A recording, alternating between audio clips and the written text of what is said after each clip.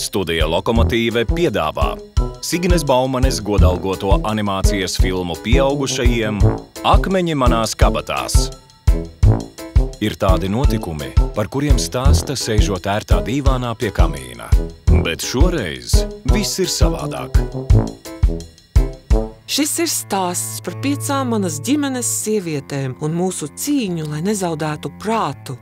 Mana vecā māte Anna, dzīvesprieka pilna, vēlāk 8 bērnu māte. Un manas māsīcas Miranda, topoša māksliniece. Linda, godkārīga studente. Irbe, klusa mūzikas skolotāja. Un es. Es skatos uz savu dzimtu un jautāju, vai varu izbēgt savu likteni?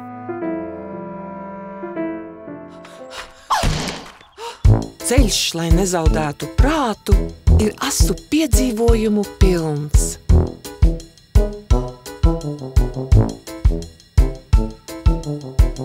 Šajā trakajā pasaulē, kurā ir karš, Šķiršanās, politika, seks, bizness, izglītība, nauda, noslēpumi, laulības, vara, mātes dzīve.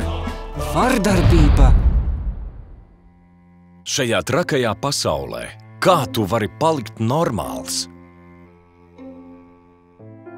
Akmeņi manās kabatās. Jocīga filma par depresiju.